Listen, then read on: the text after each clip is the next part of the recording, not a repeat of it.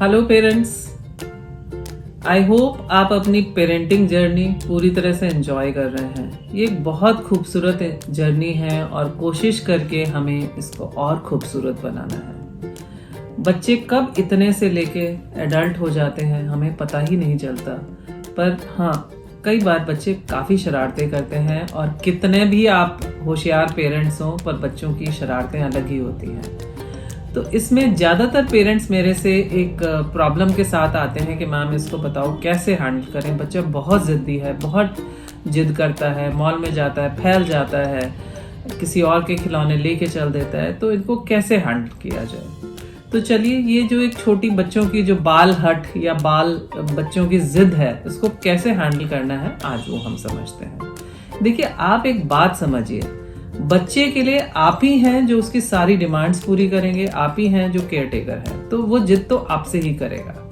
पर जिद करने का भी एक करेक्ट तरीका हमें उसको समझाना है और उसको सिखाना है। तो अगर आपका बच्चा बहुत छोटा है, मतलब 2 साल के आसपास है और वो जिद कर रहा है, उस टाइम पे उसको समझाना बेकार है। बेस्ट है उसको डाइवर्ट कर दो, किसी गेम में लगा दो, वो बहुत जल्दी भूल जाता है किस चीज के लिए जिद कर रहा था।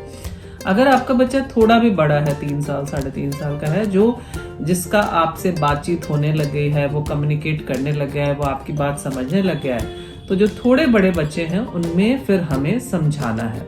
स्पेशली जो 4, 5, 6 साल वाले बच्चे हैं, इसमें आपको बच्चे के साथ बैठना है, उसको समझाना है कि बेटा अगर आपको कोई सामान चाहिए तो आप आराम से एक बार में बोल सकते हो। जरूरी नहीं है उसको बार बार रिपीट किया जाए या उसके लिए रोया जाए या उसके लिए मतलब जिद करी जाए।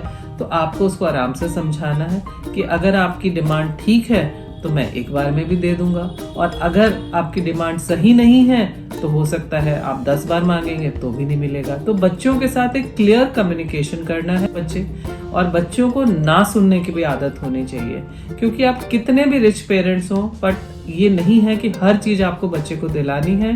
कुछ चीजें अगर आपको लगता है बच्चा फिजूल में मांग रहा है या उसके पास ऑलरेडी है या कोई भी रीजन से, तो आपको बच्चे को ना कहना आपको भी आना चाहिए और उसको भी ना सुनना आना चाहिए। तो एक तो इम्पॉर्टेंट रूल क्या है कि हमें बच्चे के साथ क्लियर कम्युनिकेशन एस्टैब्लिश करना है कि क्या करेक्ट पोलाइट तरीका है रिक्वेस्ट करने का उसकी, और उसको हम हाँ या ना डिपेंडिंग ऑन द मेरिट करेंगे।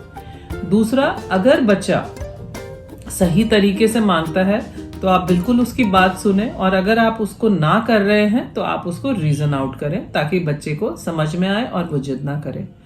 अगर आपने सब कुछ समझा लिया पर फिर बच्चा अगली बार जिद करता है या उसको ना नहीं सुनता है, तो आप गुस्सा नहीं होंगे, इरिटेट नहीं होंगे, फ्रस्ट्रेट नहीं होंगे। आप बच्चे को बिल्कुल भी बच्चे के साथ फिजिकल नहीं होंगे, डांटना मारना बिल्कुल भी नहीं है। आपको बच्चे को कामली और स्ट्रिक्टली समझाना है कि ये गलत तरीका है, और अगर उसने फिर इस तरह से जिद की तो आप बिल्कुल नहीं सुनेंगे उसकी बात। तो धीरे धीरे अगर जब वो गलत तरीके से अपनी बात को रखेगा और उसको समझ में आएगा कि आप सुन ही नहीं रहे हैं, तो धीरे धीरे वो चेंज हो जाएगा। पर हाँ, अगर गलत तरीके से मांगा आपको बिल्कुल नहीं सुनना है, पर डांटना मारना नहीं है।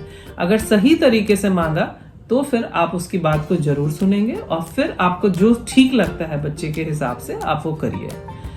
अगर आपका बच्चा पॉजिटिव हो रहा है, मतलब आपने जो उसको चेंजेस बताए उसमें सुधर रहा है, तो हमेशा उसको अप्रिशिएट करिए। अप्रिशिएट करने से उसको समझ में आएगा कि उसका जो पॉजिटिव बिहेवियर है, जो उसमें चेंज है, वो और इम्प्रूव होने की कोशिश करेगा। तो positive parenting, positive appreciation always helps. And एक जो सबसे जरूरी मैं पेरेंट्स को कहती हूँ कि प्लीज याद रखिए, आप लोग बच्चों के लिए रोल मॉडल हैं। जो भी चीज आप कर रहे हैं, जिस तरह से बिहेव कर रहे हैं, बच्चा आपको 24 घंटे देख के ऑब्जर्व कर रहा है और सीख रहा है। तो अगर आप भी डे टू डे में अपने फ्रेंड से, बच्चों से या अपने स्पाउस से आप प्लीज थैंक यू करके बात करेंगे, पोलाइटली बात करेंगे, गुस्सा नहीं होंगे, जिद नहीं करेंगे, तो आपके बच्चे भी यही सीखें। सो आई होप पेरेंट्स, अब आप पेशेंस बच्चों के साथ लूज नहीं करेंगे। बच्चों के साथ बिल्कुल कंसिस्टेंट, पेशेंटली, कामली बिहेव करना है, और हमेशा उनकी बातों को ध्यान से सुनिए, उनको समझाइए, और आप देखिएगा कि आपके और बच्चे के बीच में कितना सुंदर बॉन्ड हो गया है और बच्चा कितना चेंज हो गया है। Thank you.